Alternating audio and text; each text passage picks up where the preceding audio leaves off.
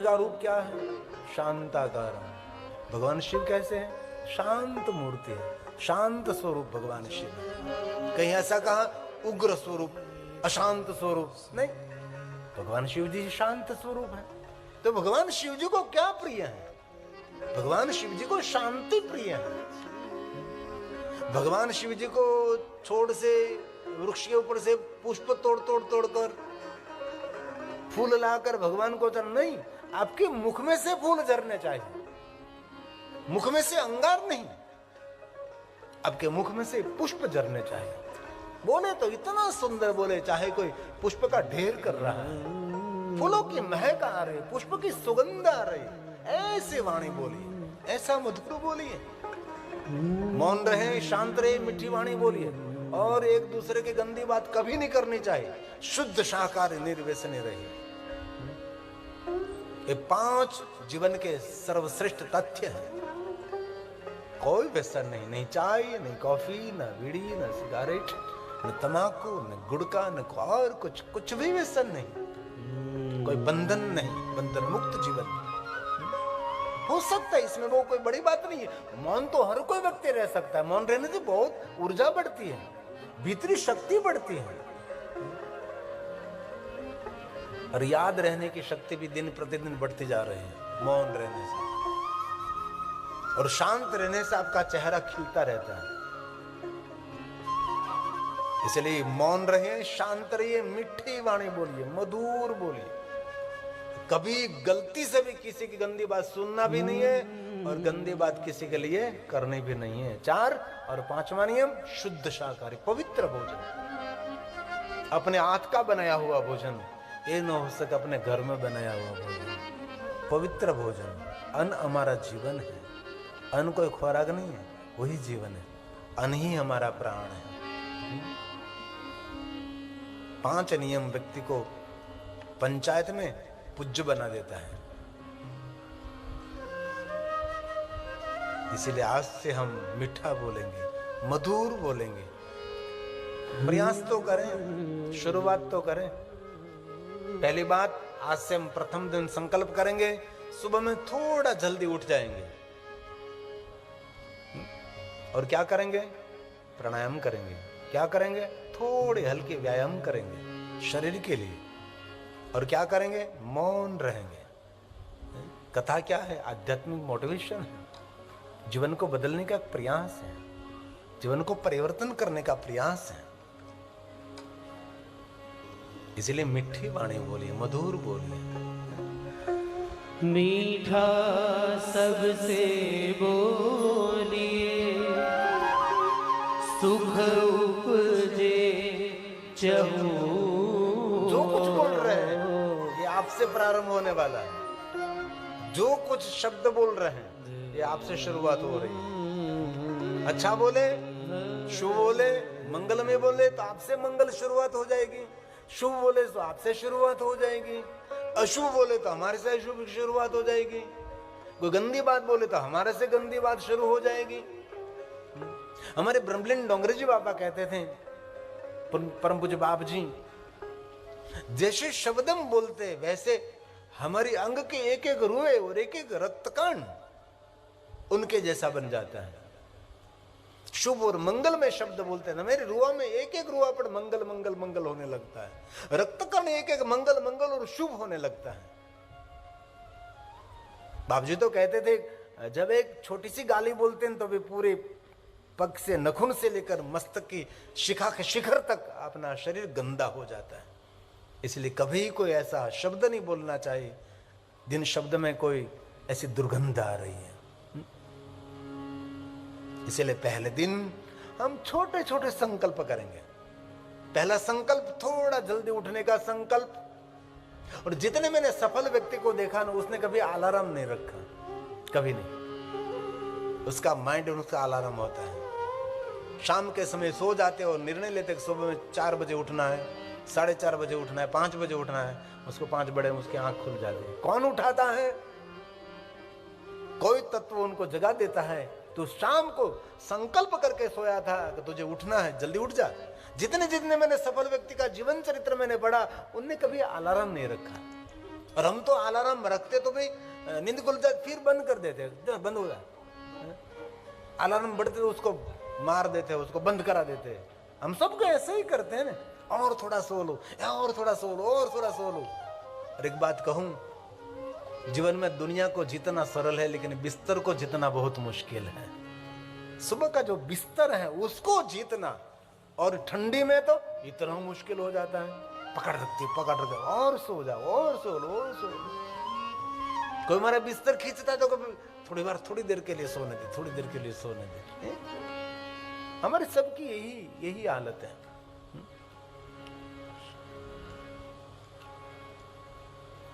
इसलिए छोटे छोटे नियम है, लेकिन आपको बहुत बड़ा बना सकते हैं। सुबह में जल्दी उठना, व्यायाम करना, थोड़ी सी शरीर के हलन चलन, बिस्तर में से कभी भागना नहीं चाहिए। धीरे धीरे उठे, जैसे सूर्य उदय होता है, धीरे धीरे सूर्य उदय होता है, ऐसे सुबह में उठना चाहिए। कभी आपने देखा सूर्य सीधा ऊपर आ गया? कभी नहीं, धीरे धीरे सूर्य उदय होता है। पहले एकदम लाल लाल, बाद में पीला पीला पीला पीला, धीरे धीरे प्रकाशित हो। ऐसे ही उठना चाहिए। बिस्तर में धीरे धीरे धीरे उठे, श्वास की रिदम चलाए, शरीर को हलन चलन करें। एक बार मैं मेरे जंगल में मैं था, तो मैं मेरी खिड़की में से देख रहा था एक पक्षी को। सुबह में जल्दी पक्षियों को चहचहाट होती है, तो पक्षी डाली पर उठा। पहले उसने सोच सुंदर ऐसे की, बाद में पंख फफड़ाई, बाद में पीछे वाला पीछा ऊपर नीचे किया। जैसे आपको पता है कोई विमान उड़ान भरता है तो पता है ना, पहले पंख ऐसे करते हैं, सब कुछ टेस्ट के ऐसे करते हैं, पूरा सब कुछ उसका जो हलन चलन का जो औजार है सबको पहले टेस्ट कर लेते हैं। ये पक्षी भी ऐसा करता था, बार बार पंख हिलाता था, ऐसा करता था, बार बार ऐसे करता था। ये पक्षी को पता है कि हमारी सुबह कैसी होनी चाहिए। ये सुंदर एक दृश्य था। कभी आपको भी अवसर मिले तो सुबह में भोर में जो पक्षी को डाली पर बैठा है और जागेगा तो क्या क्रिया कर, सीधा नहीं उड़ेगा। हमको सिखा रहे हैं कुछ, प्रकृति बहुत कुछ सिखाती है। धीरे से उड़ान भरता है, हम भी ऐसा ही करेंगे। धीरे धीरे थोड़ी व्यायाम करेंगे, प्राणायाम करेंगे। सुबह सुबह में मौन रहेंगे, कुछ नहीं बोलेंगे, और संकल्प करें कि आज मुझे पूरे दिन मधुर वाणी बोलनी है। पूरे दिन जितना हो सके इतना मैं सत्य बोलूंगा। सुबह में ऐसा संकल्प करना चाहिए। इसलिए सुख उपजे चारों ओर, मिठी वाणी बोलिए। मीठा सबसे बोलिए, सुख उपजे चहु वशीकरण यह मंत्र है, तजिए बचन कठोर,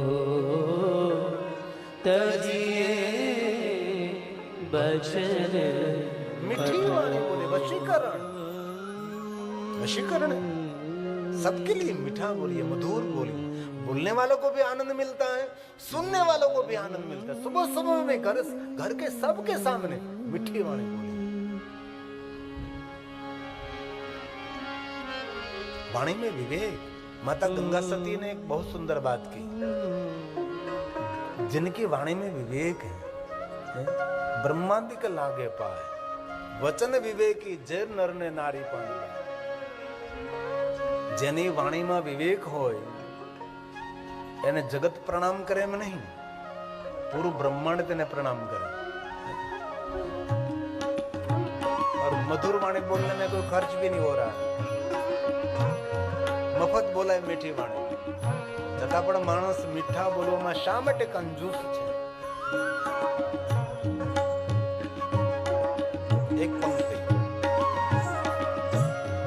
वचन विवेकी ने जे नर नारी पावा, ब्रह्मादिक लागे तेने पाए। ये गुजराती भजन ब्रह्मादिक लागे तेने पाए। शुरुआत तो करो आज थी। મધુર મીઠી વાણી બોલવાની શરૂઆત કરીએ, ઘર આપણું સ્વર્ગ કરતા પણ સુંદર લાગવા લાગે. શા માટે કડવા શબ્દો? कभी नहीं, अपने बच्चों के लिए, अपने परिवारजनों के लिए भी नहीं. किसी को मीठे मीठे गुलाब जामुन खिलाओ तो याद रहे न रहे पता नहीं, लेकिन दूसरों के लिए मीठी वाणी कुछ बोलो तो उसको याद रह जाएगा. उसने मेरे लिए 2 मीठे शब्द बोले, इसलिए आज से संकल्प करना है, वाणी में विवेक होना चाहिए. माता गंगा सती कहती है,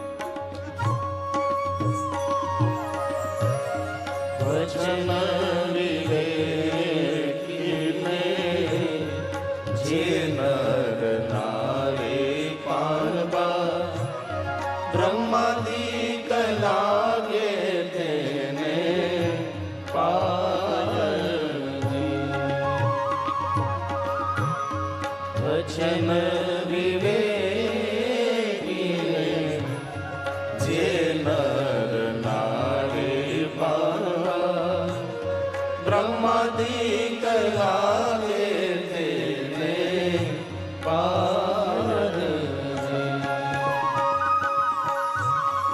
यथार्थ वचननी साधने जानीने, यथार्थ वचननी साधने जानीने करूरे होई देव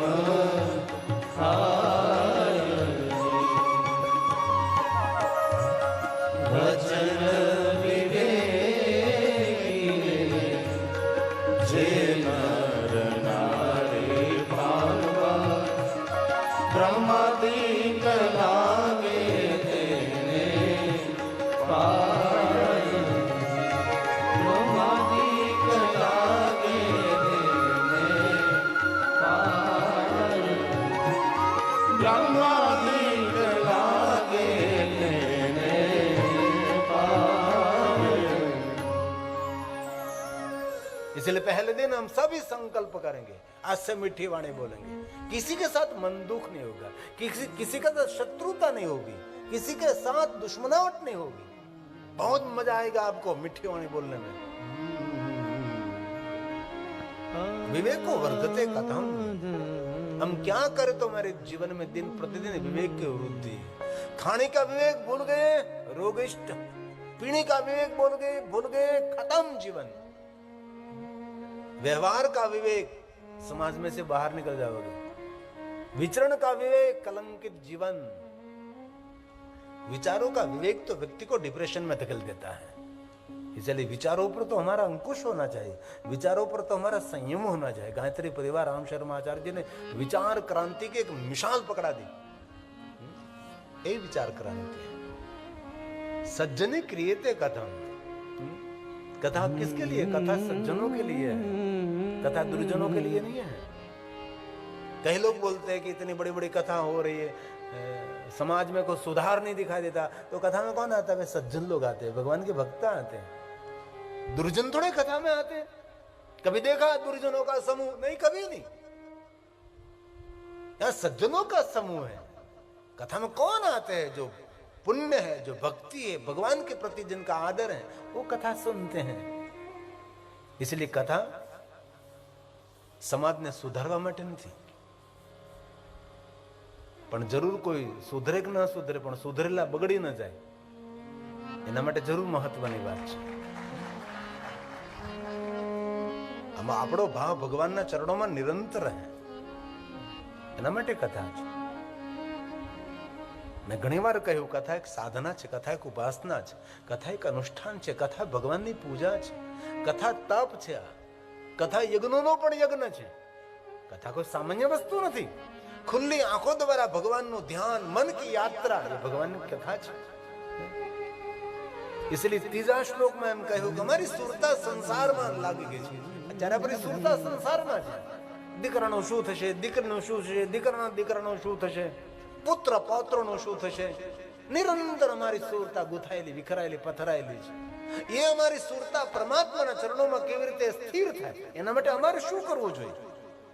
એવી કોઈ યુક્તિ તમારી પાસે હોય, એવી કોઈ સાધના આપની પાસે હોય, એવી કોઈ સાધના પદ્ધતિ આપની પાસે હોય, પ્રાયો ઘોરે કલા વિહળ કલયુગની અંદર અમારી સુરતા ભ્રમિત થઈ.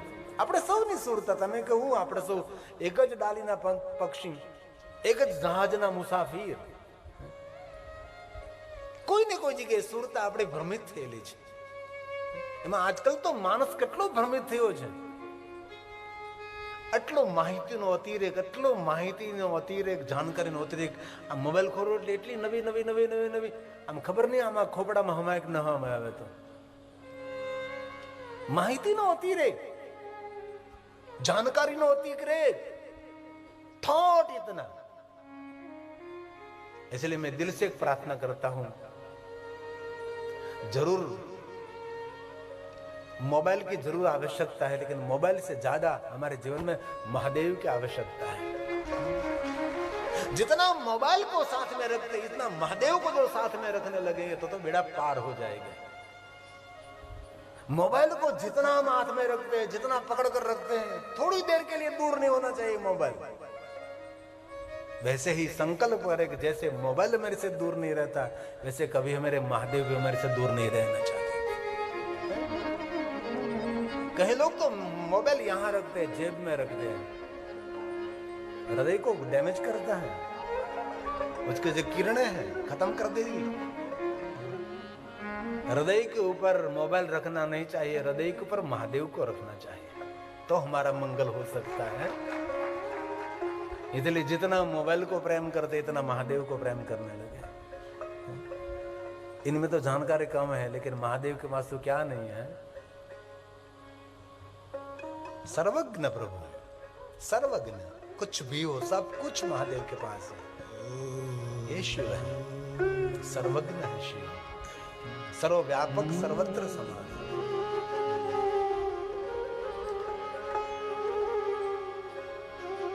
सुध पुराणे कहते हैं महात्माओं, आपकी जिज्ञासा जो आपका भाव है, ये दिव्यता से भरा हुआ भाव है.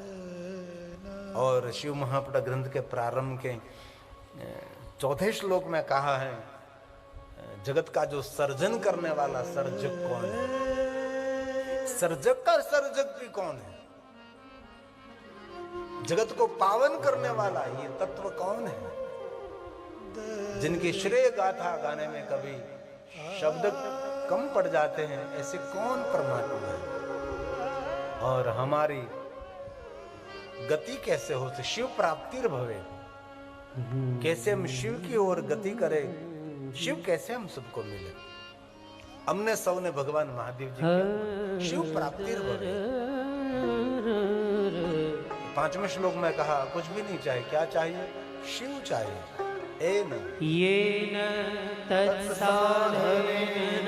ऐसी कोई साधना, ऐसी कोई साधना पद्धति, ऐसी कोई युक्ति दिखाइए आप, हम सबको भगवान महादेव मिले. हे शुद्धात्मा, किसको कहते हैं? सुत पुराणे को कहते हैं. हे शुद्धात्मा, हम सबको कुछ ऐसा मार्गदर्शन करो, शिव प्राप्ति भवे. ये प्रश्नार्थ शिव महापुराण ग्रंथ के प्रारंभ का 5वां श्लोक. येन तत्साधेन शुद्धात्मा विशेषतः शिव प्राप्तिर्भवेत् सदा निर्मल चेतसः, सदा निर्मल चेतसः. आपका चित्त बड़ा निर्मल है, आपके चित्त में कोई मल नहीं है. राग, द्वेष, ईर्ष्या, लोभ, मोह, ममता, काम, क्रोध से आप बहुत दूर है. निर्मल, आपका मन निर्मल, कोई मल नहीं है. एक बात कहूं, निर्मल भाव से भगवान शिव का पूजन करने से बहुत पुण्य मिलता है. लेकिन हम लोग महादेव का पूजन करते, लेकिन इसमें कुछ मल रहता है. मल क्या है? कुछ इच्छाएं रहती हैं. भगवान महादेव में आपकी पूजा करूं, मुझे कुछ मिले, मेरा व्यवसाय ठीक चले, मेरा शरीर ठीक चले, मेरा परिवार ठीक से रहे, ऐसी बहुत सारी मलिनता रहती है। निर्मल भाव से शिव की पूजा। अब सभी को याद है लिंगाष्टक की पहली पंक्ति में ब्रह्मा और विष्णु ने भगवान शिव जी का पूजन किया तो पुष्पों से किया,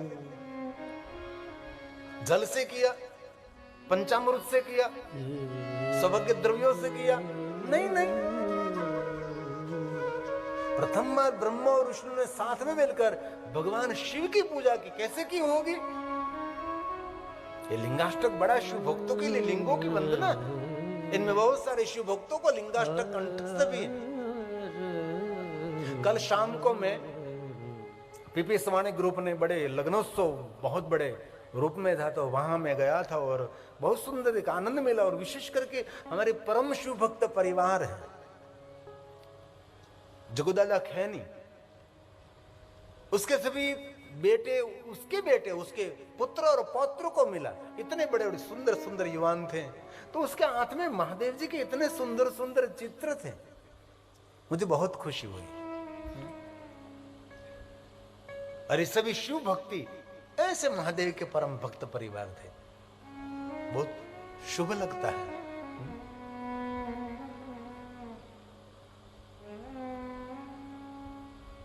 इसलिए बहुत सारे शिव भक्तों को लिंगाष्टक कंठस्थ रहता है, कभी अवसर मिले तो उनका पाठ भी करना चाहिए। और कल तो सोमवार भी है, कल के दिन श्वेत वस्त्र पहनना चाहिए। और कल सोमवार तो है ही, लेकिन आद्र नक्षत्र भी है।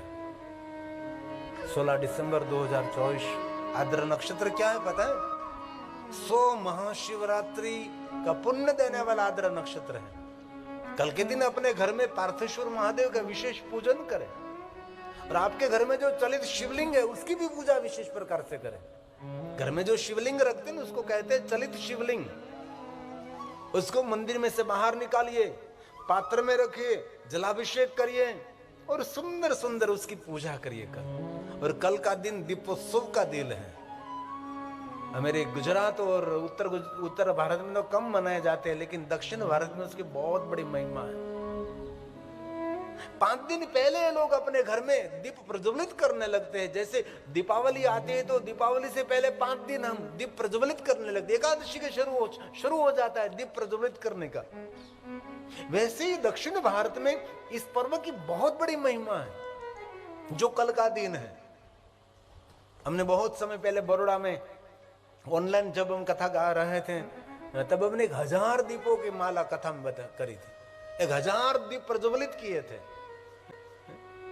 यहां भी हम कुछ करेंगे।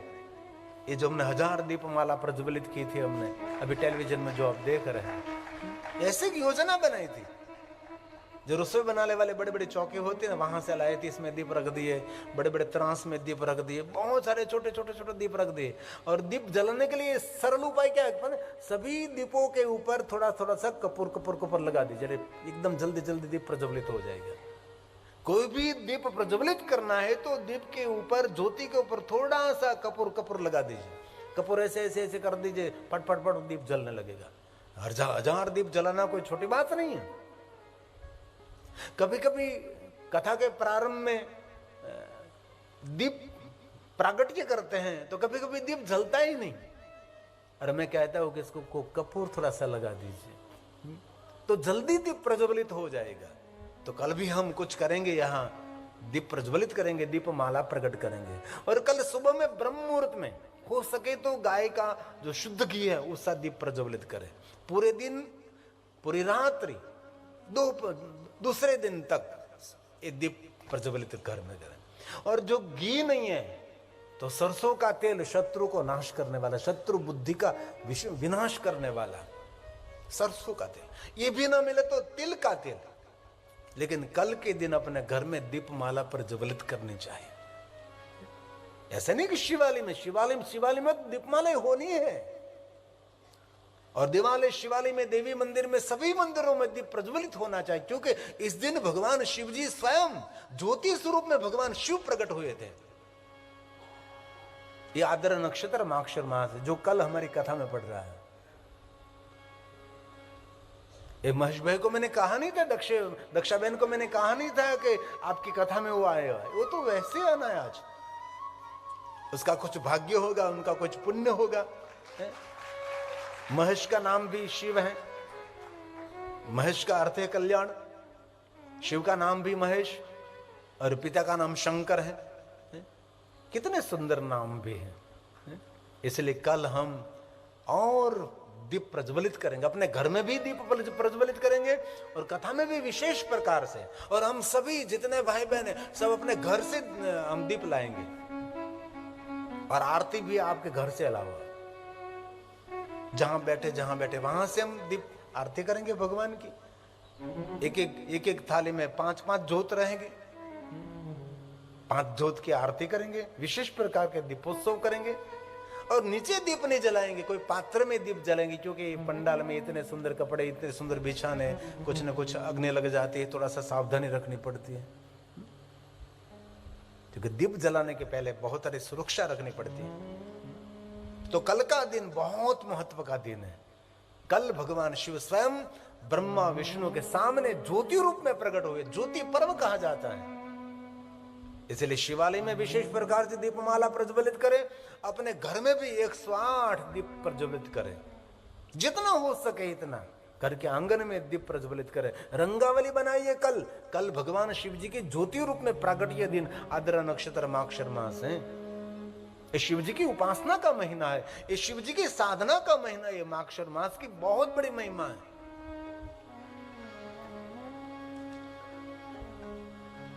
इसीलिए कल श्वेत वस्त्र भी पहनने की महिमा है।